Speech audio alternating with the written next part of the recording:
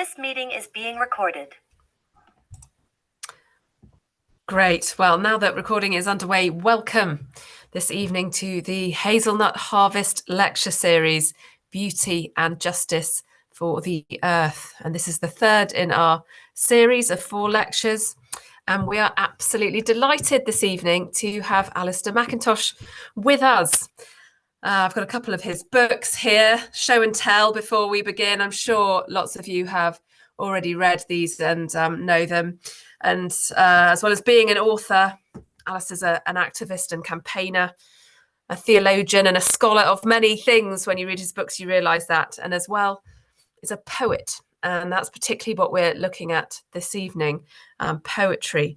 The prayer as the cosmic root of poetry, rather. So I want to hand over to Alastair now. He's going to share with us for about half an hour, and then we're going to open the floor up to discussion. So hold your questions, and we will look forward to discussing them later. But over to you, Alastair. Thank you, Pippa and John, for inviting me here tonight on behalf of the Hazelnut community. It's telling, Pippa, that you emailed me a few days ago to say that you've been having quite low turnouts for these events this year. I think a lot of people are feeling zoomed out, perhaps, and that an event like this, with a title like this, you were originally a little bit concerned that the title might not particularly attract people, but something in me felt that the title was important, so you agreed to my running with it. And basically, when you invited me and I looked to see who you were on the web, that you're concerned with farming and you're concerned with spirituality, you're concerned with Christian spirituality in particular. It constellated something that had been going on my mind at a number of different levels. And in that respect, I'm delighted to see that we have an interloper tonight. We have somebody who has not checked in via your regular booking system, but my old mentor, Alastair Hulbert, has come in here. Alastair used to be the secretary, he used to be the warden of Scottish Churches House. He was the secretary of Scottish Churches Action for World Development, with a very active engagement on Israel, Palestine. I remember he brought Hanan Ashwari, I think her name is, she was the chief Palestinian negotiator, to Scotland to speak here. And she is in the news a lot at the moment with what is happening in terms of what is going on in the Holy Land. And Alastair is one of these people who has introduced me to poetry, including some of the poetry that I will be drawing upon tonight. So I'd just like to acknowledge mentor figures when they're here. Hello, Hilly. It's nice to see you there in Oxford again. And you're just reminding me, Hilly, that the Iona community is doing another week with me in, I think it's October this coming year, 2024. And that's on their website. So if you know people who might be interested, pass the word now before those book up. They tend to book up irrespective of who's running the week. So I'm not kind of boasting in that respect. So my theme, prayer of the cosmic root of poetry. And I introduce this as an uncomfortable topic. It is never a topic I've spoken on before. I've never spoken on prayer before. Why not? Because it's one of those areas that I myself for a long time felt very uncomfortable with, what I sometimes call the Christian cringe.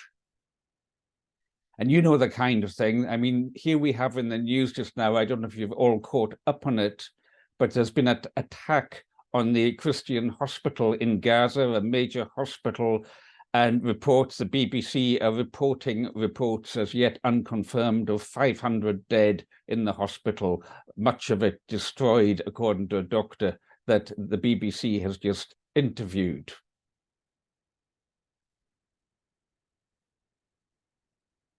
And I think the imperative of this theme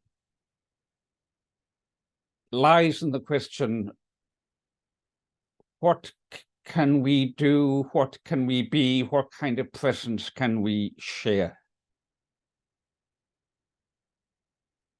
The politicians will be saying thoughts and prayers, thoughts and prayers. And the insincerity oozes out of those words in so many contexts. It adds to that discomfort that one of the people on Alastair's committee was Cathy Galloway, the Reverend Cathy Galloway of the Iona community. And her book here, Love Burning Deep, book of wonderful poetry and lyrics. And she talks in one of these, a poem called Wrestling with God. Get off my back, God. Take your claws out of my shoulder. I'd like to throw you off like I would brush off some particularly repellent insect.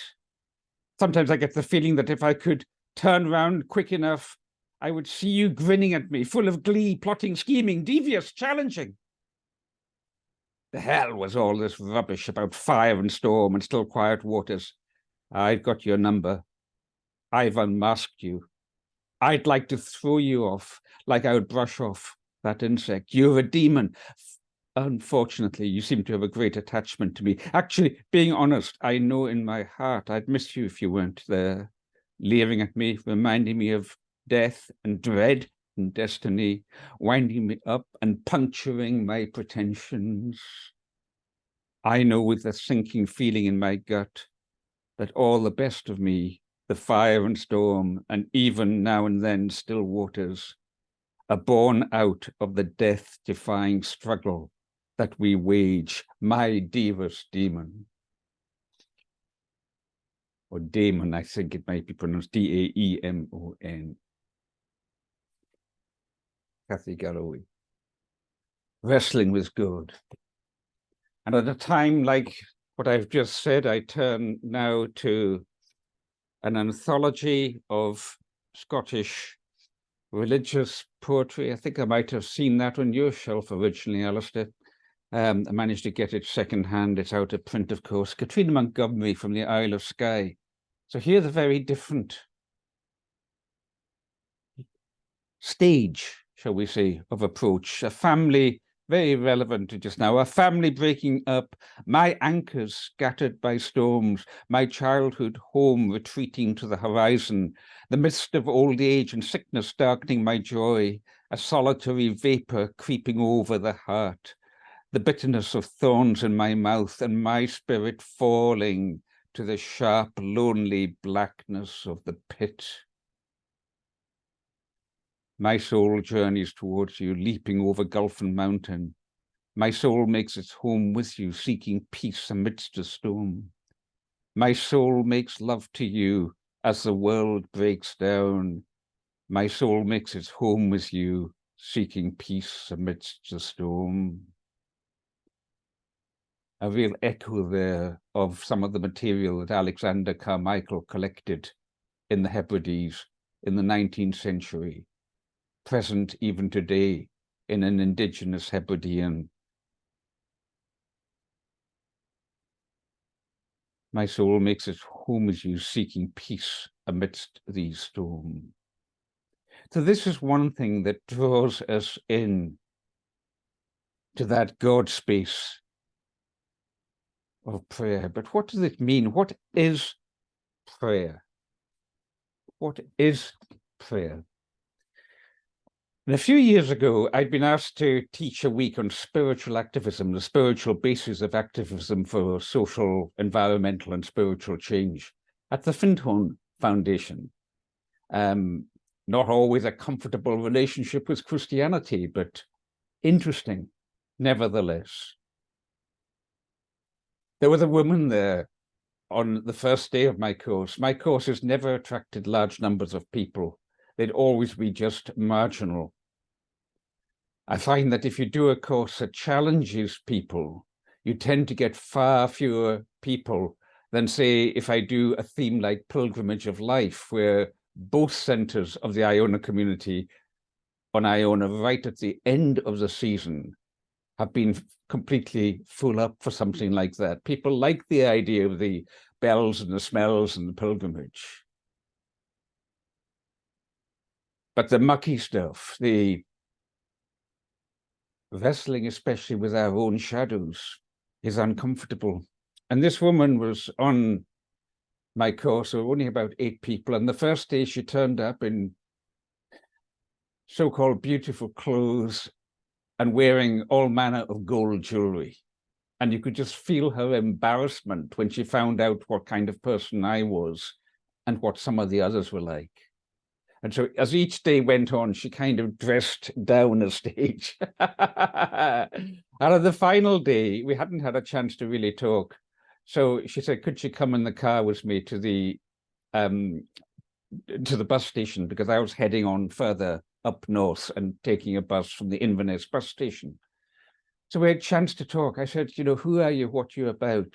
And she said, well, I'm a purveyor of lingerie. I have various fashion brands. I said, and what makes a lingerie merchant come on a course of spiritual activism? And she said, well, because I became aware that so many of the models in the business are sexually abused within the business. And that's drawn me into women's rights and the rights of the people in our factories in Vietnam who make the stuff. And as we pulled into the bus station, she handed me an envelope with a card, inside of which was $1,000 from her company account. And I got out rather kind of bewildered, only to find a huge queue for the bus. And I asked somebody what was going on, and they said, well, have you got a booking? And I said, no. Well, they said, well, there's a new booking system.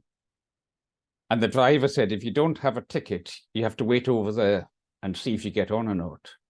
Now, I was going to be catching a boat to one of the other Hebridean islands. I'm not going to say where, because I don't want to come too close to identifying the person I'm going to speak about. They didn't want identified. And I'm standing there anxious, probably visibly anxious.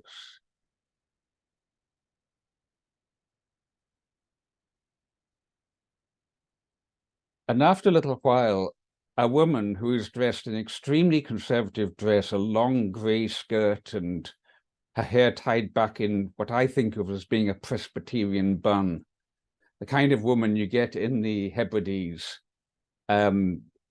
Free Church or Free Presbyterian Church or Plymouth Brethren, if on the east coast of Scotland. And she came up to me and said, are you anxious to get on the bus? And I said, well, I've got a ferry to catch. And she said, well, I've got a reservation.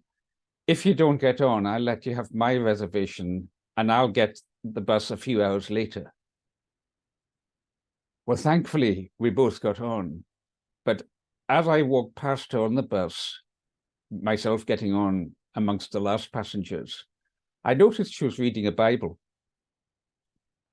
And we had to change bus at a certain point. So I took the opportunity to say to her, you know, thank you so much for your kindness. And I noticed you were reading a Bible. I said, are you of one of the Presbyterian churches? And she said, oh my goodness me, no, no, no. I'm Roman Catholic. I said, oh, I hadn't expected that. And she said, well, I'm a nun. I said, of what order? She said, I'm a hermit nun. I said, what does that mean? She said, I'm recognized by my bishop. I live alone and I carry out my work of prayer. I said, how did you come to do that? She said, well, I was an obstetrician in Africa, a missionary doctor in Africa for many years. And now I'm retired and I spend my whole time in study and prayer. What kind of study? Torture. Torture. Yes. I study torture. I study the literature of torture. I study accounts of people who are being or have been tortured, and I pray for them. I said, how do you do that? Living as a hermit in the north of Scotland. She said, and this is a key phrase, by holding them in God. By holding them in God. And I thought, my goodness, now I get it, what's meant by prayer. Prayer is a holding of others and other circumstances,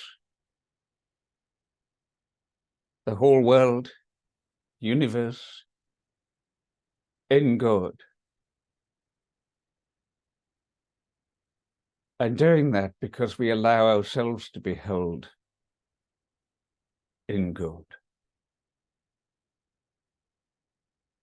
As T.S. Eliot puts it in the 4 quartets, which I'm sure you will know, in my view, the greatest mystical poem in the English language. Oh dear, I thought I'd marked this. Here we are, yes. You are not here to verify, instruct yourself, or inform curiosity, or carry report. You are here to kneel where prayer has been valid. Hazelnut community, perhaps a place where prayer has been valid. And prayer is more than an order of words, the conscious occupation of the praying mind, or the sound of the voice praying. And what the dead had no speech for when living, they can tell you being dead. The communication of the dead is tongued with fire beyond the language of the living. Here, the intersection of the timeless moment is England and nowhere, never and always. Think of that in terms of the imagery coming through on the internet screen just before I logged on just now, of that blazing hospital in Gaza. It's initial reports of hundreds dead. They can tell you, being dead, the communication of the dead is tongued with fire beyond the language of the living. I'm trying to touch on the importance of what it means to hold one another in God. And my late friend, Walter Wink, another one that I first encountered through the Steering Committee of Scottish Churches Action for World Development via Helen Stephen and Ellen Moxley, both now deceased, saying maybe we need to take Christianity more seriously.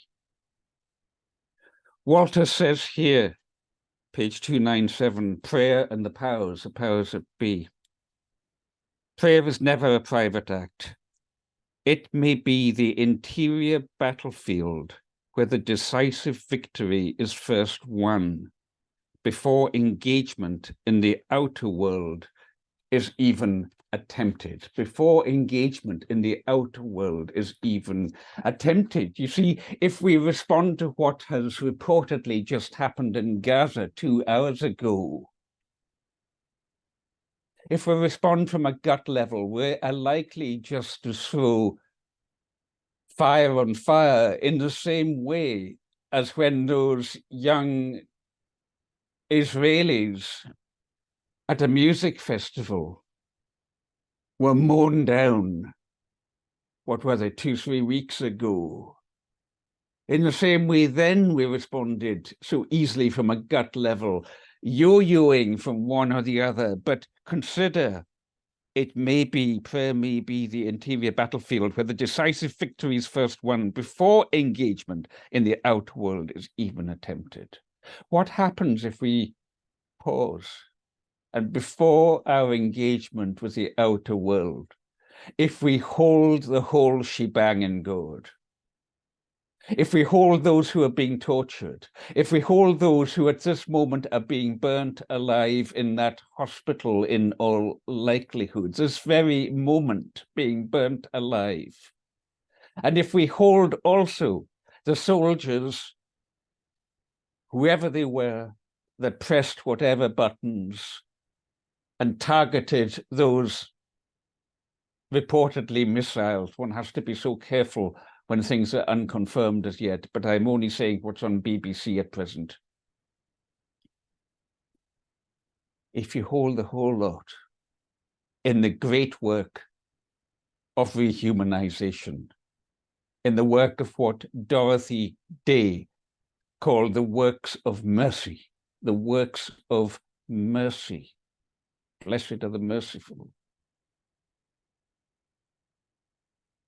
If you seek to constitute, as you appear to do at Hazelnut Community, what Martin Luther King called the beloved community.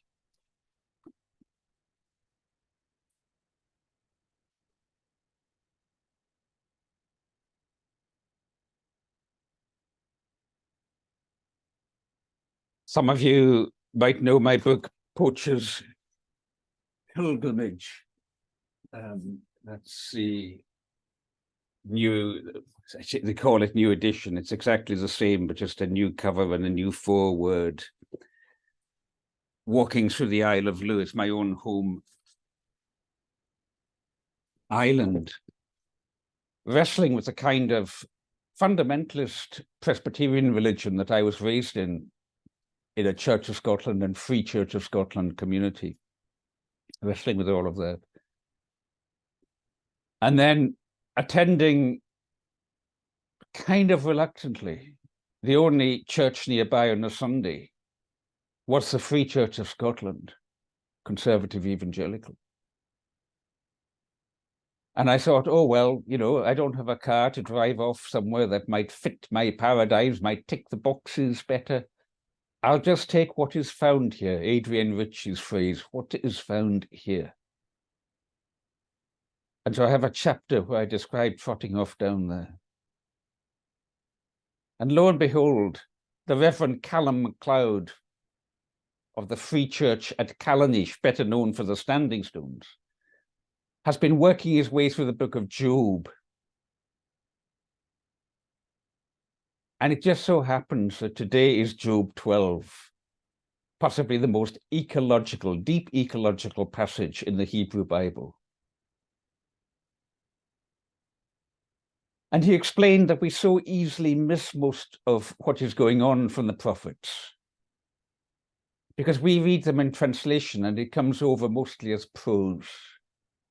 But actually, when the prophets are really into their swing, they speak in poetry. If you look at this is New English Bible here.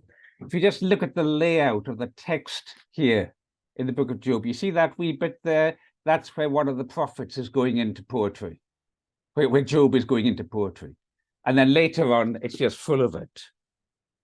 Naked I come from the womb, naked I shall return whence I came. The Lord gives and the Lord takes away. Blessed be the name of the Lord. That deep trust, the Lord gives, the Lord takes away. Blessed be the name of the Lord. But Job chapter 12, and I'll just make it up from memory because that's how poetry works. Job is saying, the tabernacles of the robbers prosper.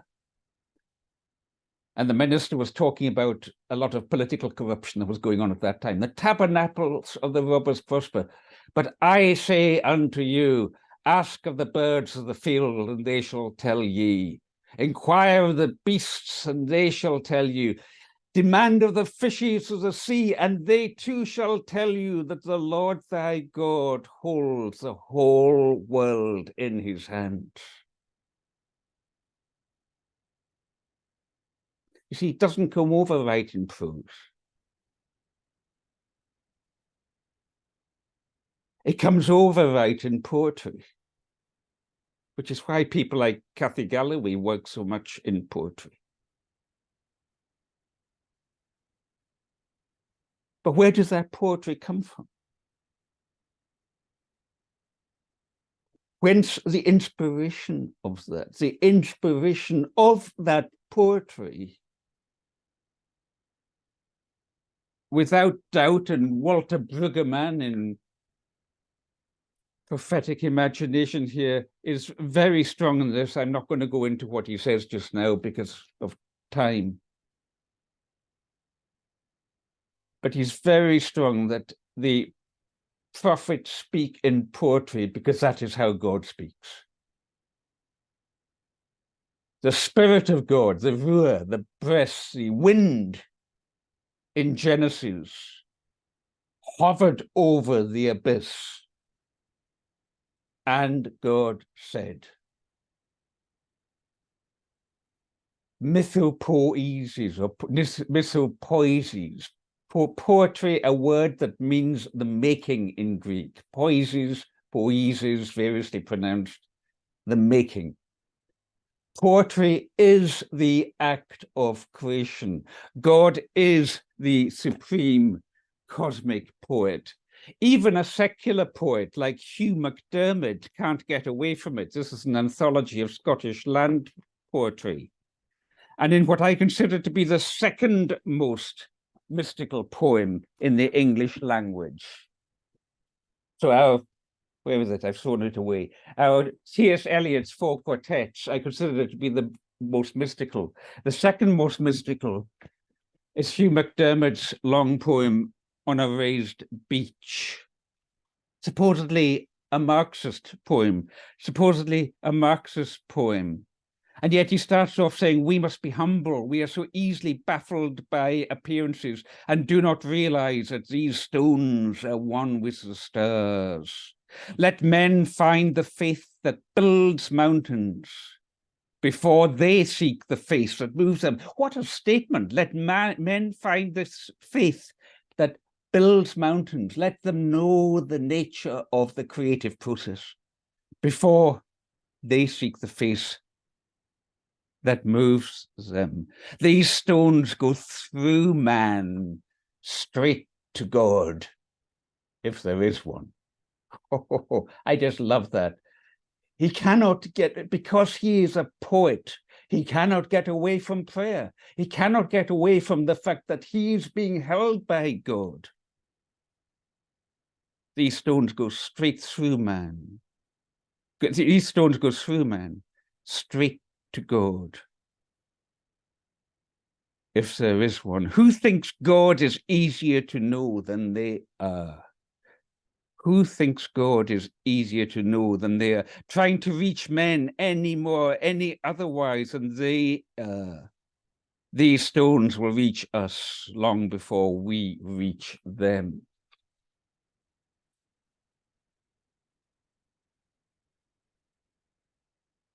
What is poetry?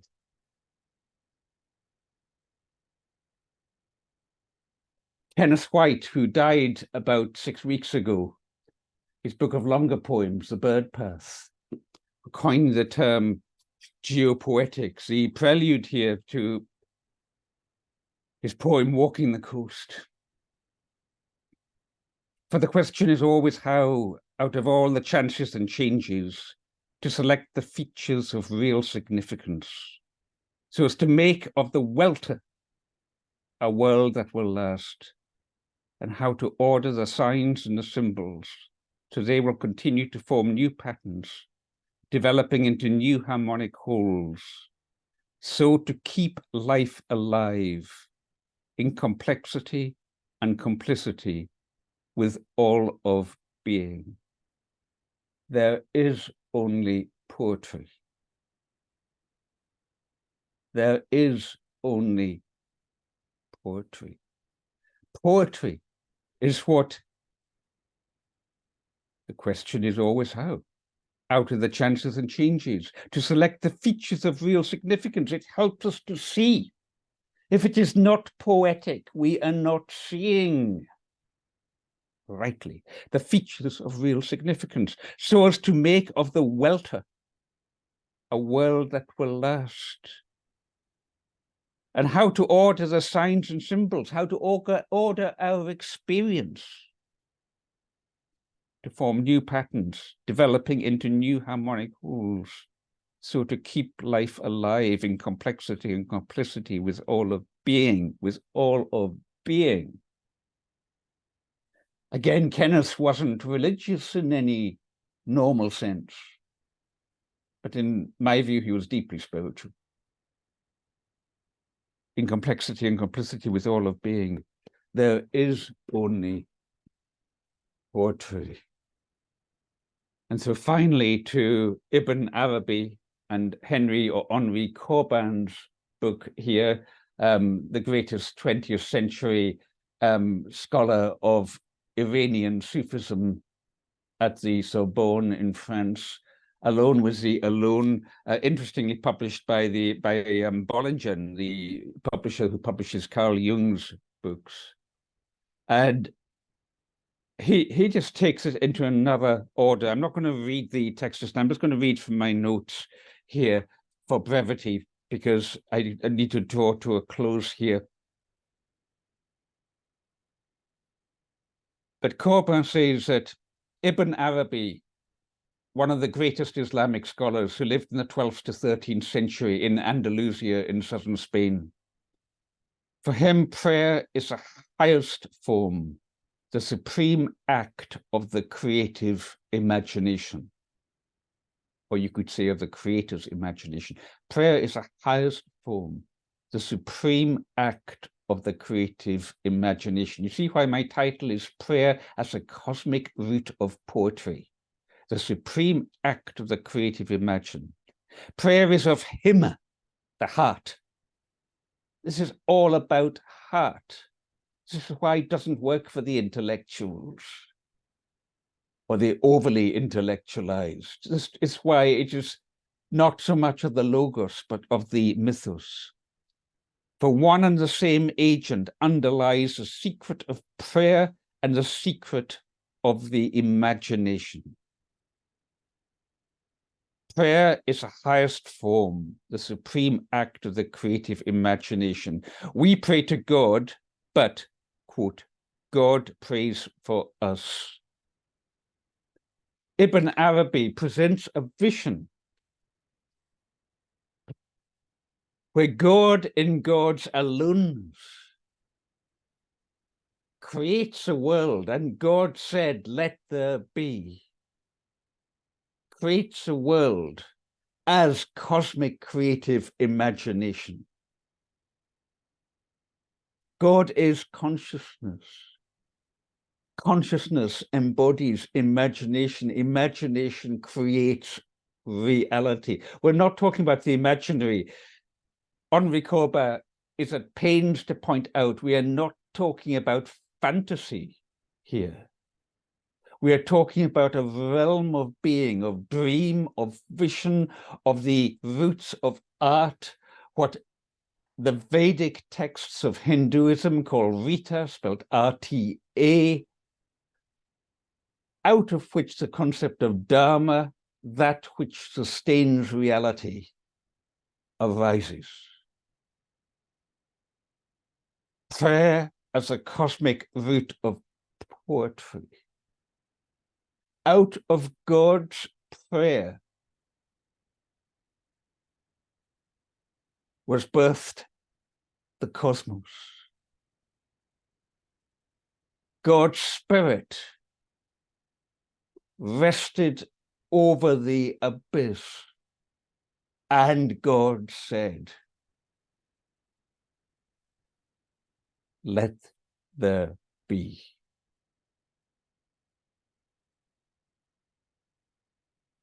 And the Beatles said, let it be, let it be, let it be, let it be. There will be an answer. Let it be, let it be. Thank you so much, folks.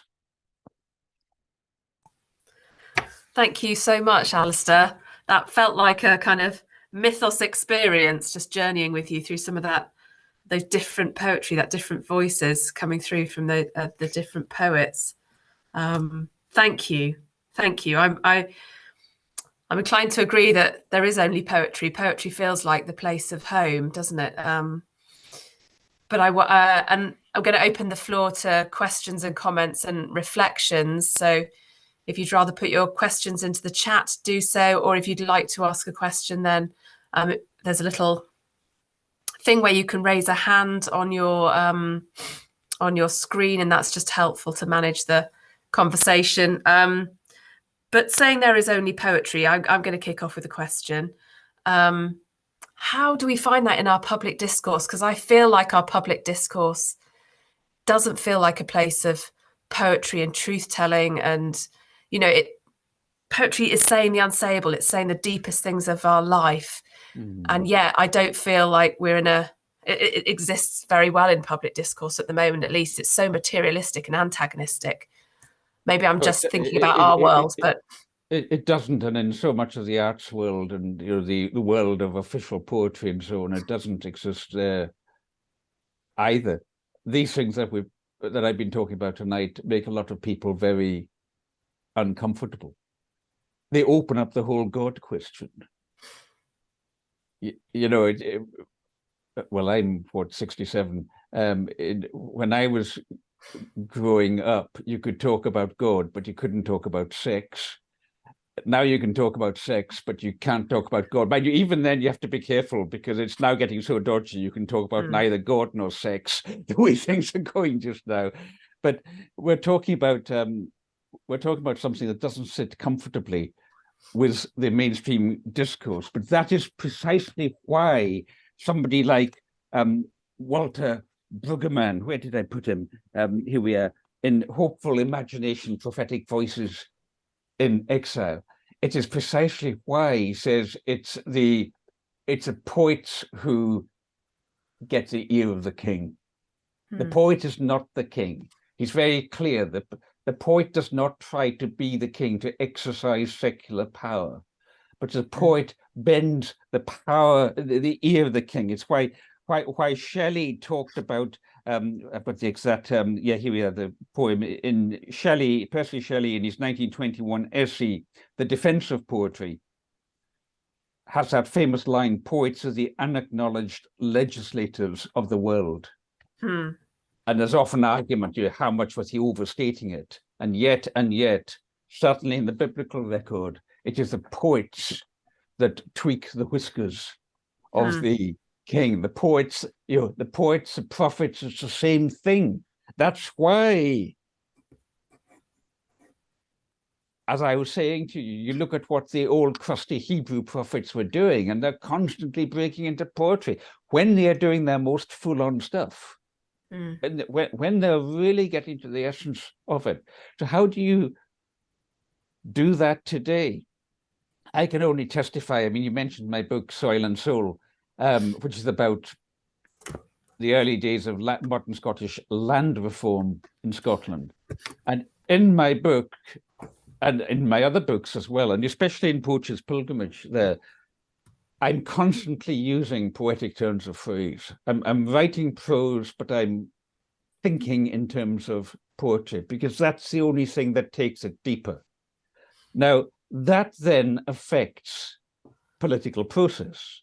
Soil and Soul played a big part in the modern Scottish land reform legislation. Rosanna Cunningham, who was a minister in the Scottish government at the time, said to me that when people ask what is land reform really all about, she says, read that book. You see, there's where you get little glimpses of the effectiveness of it. We do it in these kind of ways, but I think more than that, it's also about being connected with this kind of level of prayer come poetry has an effect on our bearing in the world. It has an effect on how we influence things. I read a story once of a priest in somewhere like Liverpool in England. And every morning he would walk from his house down to his church. He would walk through the town to hold prayers. And nobody, the way the story was told, nobody ever joined him there. A figure like Father Mackenzie in that Beatles song, or the Lonely People. Nobody ever joined him, but everybody knew he was there. Every day he walked down to his church for his prayers. Nobody ever joined him, but everybody knew he was there. Who would they go to when the bomb goes off in the neighboring hospital? Who would they turn to? It's at times like that, it's at times like this that you get openings into inner depths. And I would put it to those of you who've been good enough to turn out this evening, that the more we can ground ourselves in this place, in this God space, holding them in God, as the hermit nun said, the more equipped we will be to respond to people's anger and angst as the world progressively destroys itself at human hands in so many ways, and calls through a deeper humanity. I was talking with the senior leader in the church, one of the archbishops. That makes me sound like I talk to them all the time, and I don't at all. But they were saying that they've stopped reading theology pretty much and read poetry, because that is the place. That's the place where you find the truth, moving from here to something much deeper. And they read poetry now instead. Yeah. The really good theologians do both. Yeah. the really good ones. Like Rowan Williams. Anyway, anyone got questions or further Could comments? I jump in with a question, Pippa? Thank you, Alastair, very much for your talk. I was wondering, could you tell us a little bit about your writing process when you're writing poetry? Are you sort of praying alongside the writing? Is the writing actually the prayer? Yeah. What's the actual? What does it look like? Yeah, that's a very helpful question. Where did I put it? Here we are. There's a newly published book that came out earlier this year, Christianity in Scottish Literature, from the Association of Scottish Literary Studies. I wouldn't recommend it unless you're into academic literati type stuff. But the final chapter, which you will find on my website in PDF, is called God, War and the Fairies, Mentoring and Carrying Stream in Writing Poacher's Pilgrimage. So in that chapter, I describe precisely the process that I go through. It's about being grounded in God. In the Celtic cultural context that I'm talking about when I was writing Poacher's Pilgrimage, it's about being grounded in fairy in the traditional sense, where fairy, as our scholars, and there's many scholars who have worked on this, mainly from the School of Scottish Studies at Edinburgh University, talk about as a metaphor for the imagination, or I would say for the imaginal world. God, War and the Fairies. War, because I talk about the work I've done with the UK Defence Academy and other schools of war about non-violence. And then mentoring and carrying stream in writing Poacher's Pilgrimage. Hilly, were you at Iona Abbey the time that Cass McKinvan was with me? The kind that Cass ran the Iona course with me. Were you at that one? Just nod, rather, you don't have to turn on. No, you went on that one, okay. So, I mean, basically Cass was an old Highland woman who mentored me while I was writing that book. She's read Soil and Soul, started writing to me. She became a mentor. I described that process. And I described that process as mentoring in person, like what Kath did. Secondly, mentoring in vision. That sometimes when I'm writing, I will have a kind of visionary saying. I don't want to overstate it, but sometimes it can be quite dramatic, as I describe in one instance in Poacher's Pilgrimage. I won't go into it just now, but a kind of opening of consciousness, a sudden opening of consciousness. And then what's particularly common, I find, when I'm writing is mentoring in dream. So a significant part of Poacher's Pilgrimage concerns the writer J.M. Barrie of Peter Pan fame. And the landscape that you can see in that picture there is closely associated with Barrie's writing because he went there in 1912. And I describe a powerful dream in which Barrie came to me and helped me with part of what I was writing. So yes, these things go on. And I think these things can go on when we gently start to allow ourselves to be open to them. And in particular,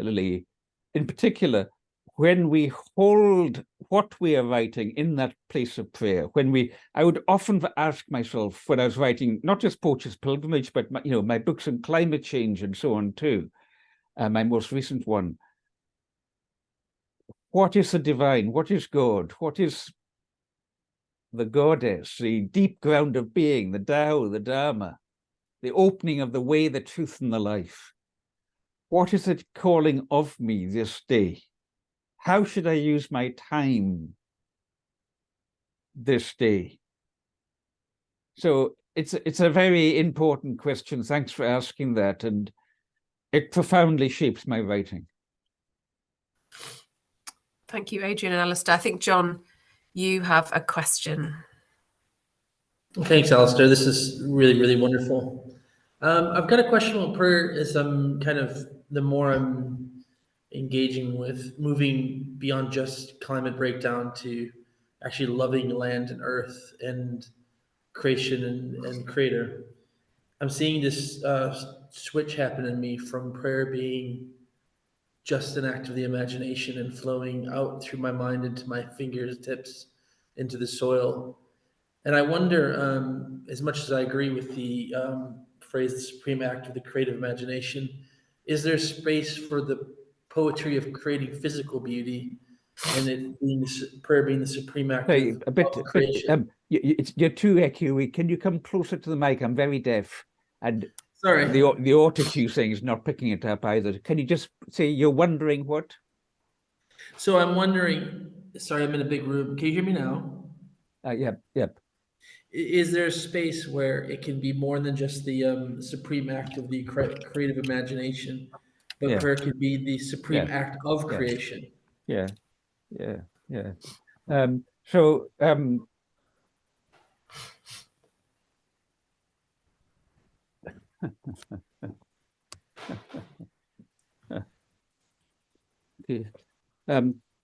Fishing weights and lures.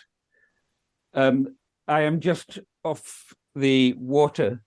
I was out at sea all day in my inflatable canoe.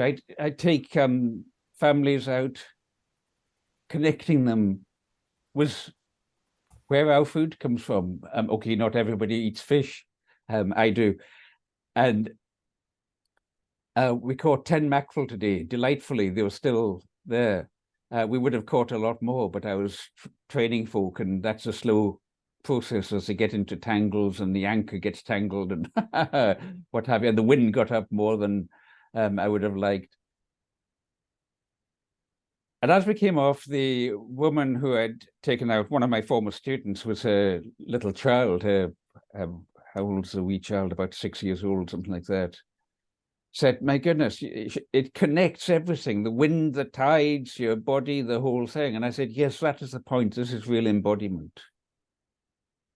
Now, preparing for a fishing trip, watching the Met Office charts, not just the weather forecast, but the surface pressure chart, so you actually understand what is happening. Because today, the wind could equally have come from the east or the west, and that makes a big difference.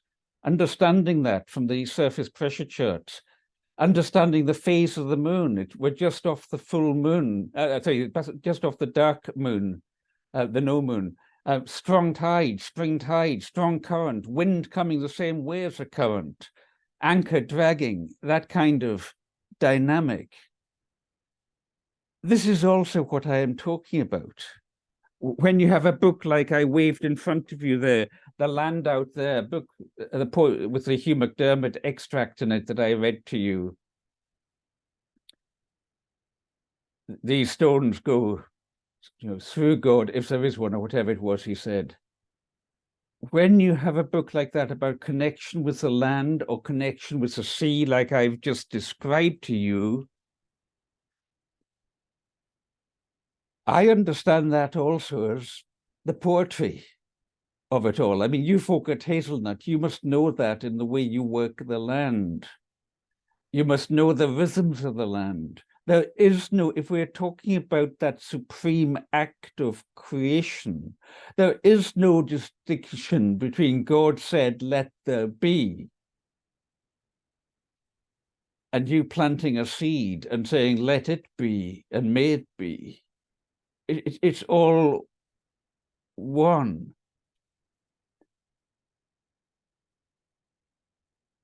When Jesus says in the Lord's Prayer, give us this day our daily bread, the Greek translated daily is epiousion, which means bang on the essence. It means, this is something spiritual. It's not just the bread we eat. It is also spiritual sustenance. I just read Origen's commentary on that. Where is he? Here we are, conveniently close. This is a book of Orthodox theology on the Lord's Prayer, and it's looking at, I see, because I'm such a fake academic, fake theologian, I'm not even sure if I pronounce it right, Tertullian, Cyprian, and Origen. And I mean, Origen is just mind-blowing towards the end of this little book, where he's talking about, I'm not going to be able to find it, I don't think. He's talking about the epiousion. He's talking about the whole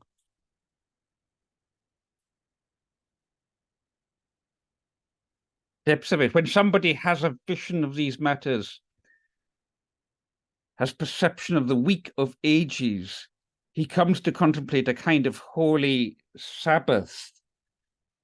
How can anyone undervalue even the slightest portion of an hour of the day of so great an age, the ages of time, the eons?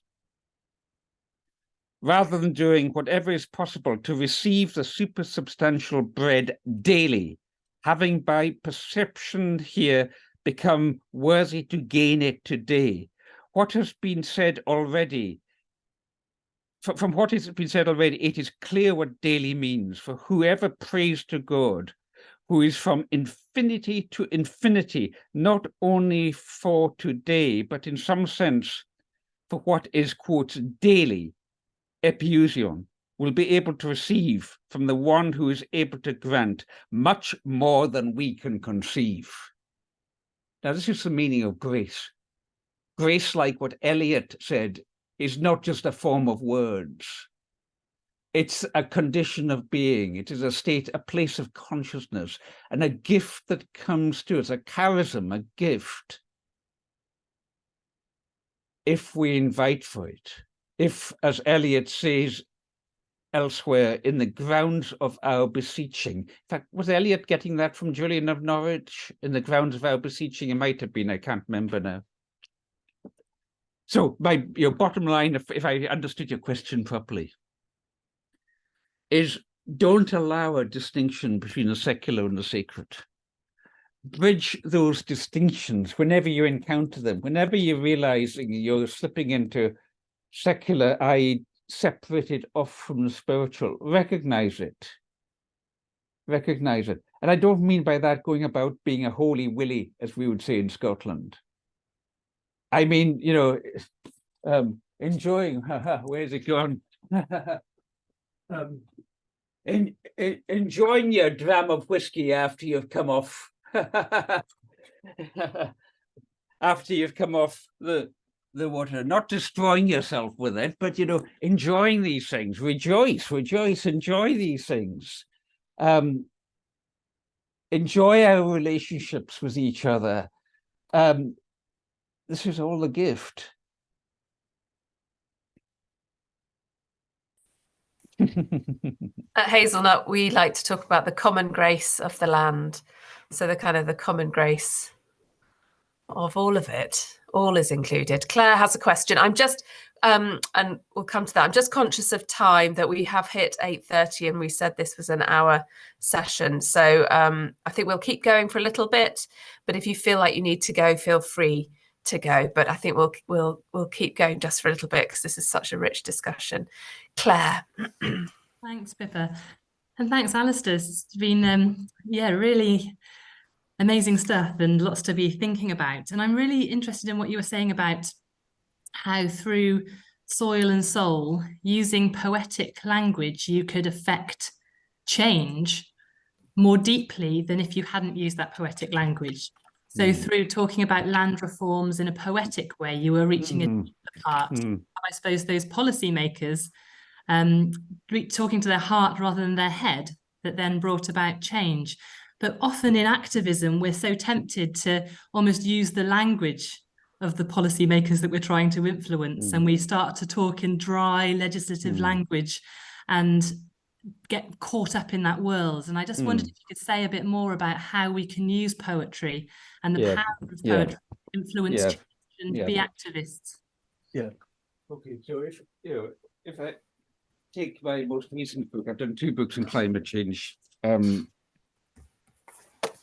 this is the 2020 Riders in the Storm, the climate crisis and the survival of being. Now, I wasn't prepared for this, so let me just cover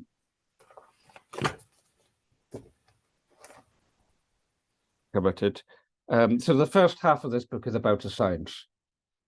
And it's mainstream science, such that Professor Michael Mann, one of the leading climatologists of our time, describes this as the climate primer for our times.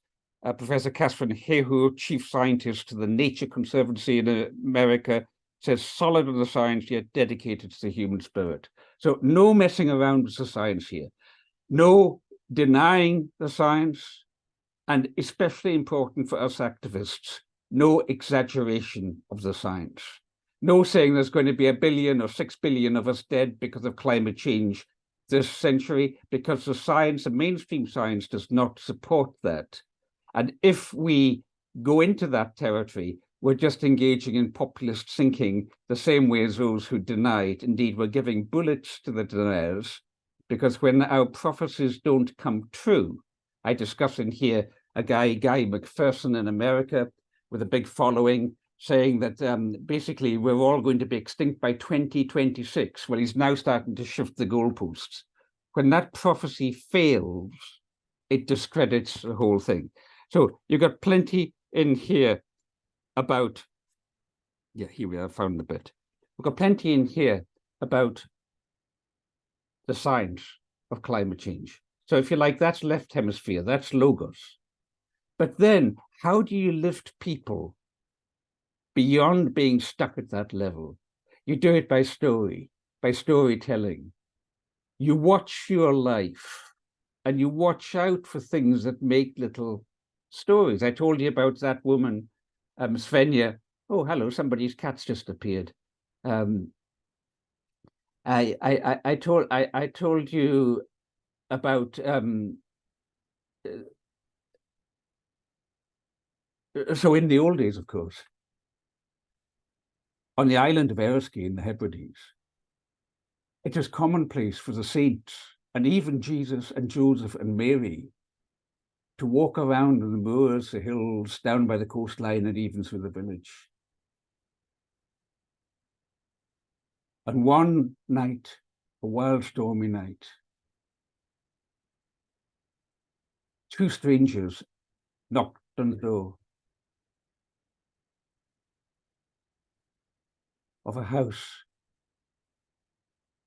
where the woman and her husband were known for their meanness, and said, "Can you give us anything to eat?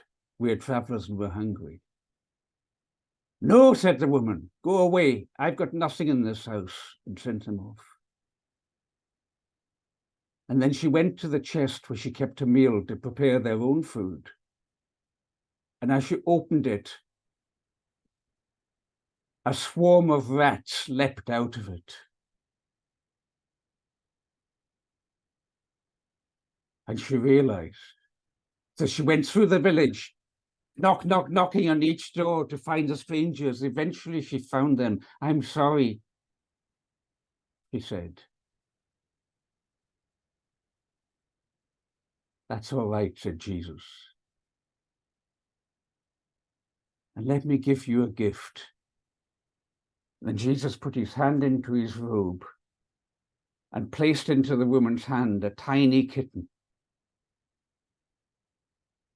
and said, if you take care of it so that it will not want to run away, then you will no longer have any problem with the rats. Oh, that's right. The woman said, I missed a bit because it's impromptu. I missed a bit. The woman said, first of all, to Jesus, can you please take, I'm sorry, but can you take the rats away? And Jesus said, no, I can't take the rats away because you brought them on yourself.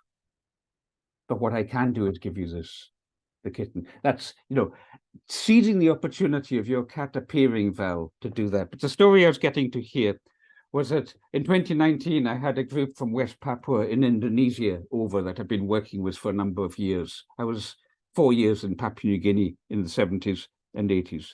And we took them to where there had been a terrible shipwreck in 1919, a century before. And 200 sailors coming back from the First World War were drowned.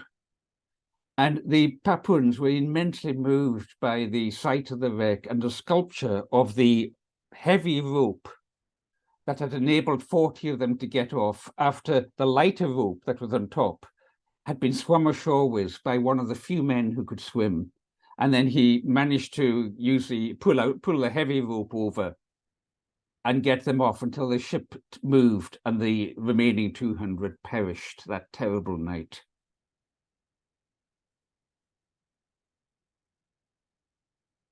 We stood before the monument, a rope coiled up and cast in bronze. In those days before heated pools, very few islanders could swim. But one man aboard the ship who could do so took to the water with a line attached. At the first attempt, he got swept under the hull by the force of the backwash. But he resurfaced, and with his knowledge of the sea, the Papuans loved that bit, with his knowledge of the sea, waited as he judged aright the rhythm of the waves, the poetry of the waves. Do you see how I'm writing that? I'm talking very factually. I'm talking what actually happened. This was told to us by the president of the Stornoway Historical Society. He judged when the next big wave would come. He judged the rhythm of the waves and then surged in on a breaking crest to safety on that shore. From there, he used the line to pull ashore a hawser. Some 40 men got off before the wreck gave a mighty lurch and the rest were lost. Something about the sculptor's representation of the rope moved Mama Engelina. If you can imagine, this woman was very black-skinned, very small woman, some kind of a pastor in a remote island village community. Something in the sculptor's representation of the rope moved Mama Engelina very deeply. The heavy hawser coiled round and round the base, the lighter messenger line that the man had swum with coiled up above, the chunky Franciscan monk's knot to give it throwing weight, resting steadfastly on top. Mama was an islander too, some kind of pastor in the church back in her community. Like Mama Morin, she spoke little in the group, but when she did, everybody quickened to alertness because they knew it would be meaningful. Outwardly, she looked incongruous, standing at this tragic location, all zipped up in a too large anorak to harbour from the bitter North Atlantic winds. Inwardly, and maybe more than any of us, she was right there, a depth of presence edging to the reverential. She leaned down and slowly touched her black-gloved fingers on the coils of bronze. It was as if some instinct sought to bless or to ask blessing from a depth of being that survived the Iolair. That rope, she said, and waited for Maria to translate. That rope pulled life back into the community. And then you see in discussion, you can say to people, they were there to study climate change and community and land reform. In discussion, you can say, a rope is pleated together of many strands. What strand are we working on? How do we pleat that into the other strands? How do we create what I call the basket of the community, where it's not just the warp going out at warp speed, but making community is weaving in the weft, or the woof, as the Americans say, so that we hold each other in that basket of community. I'm seeing my old mentor, Alastair Hulbert there. Alastair, I don't know if you've got any reflections that you would care to share with people here. Such a pleasure to have you here.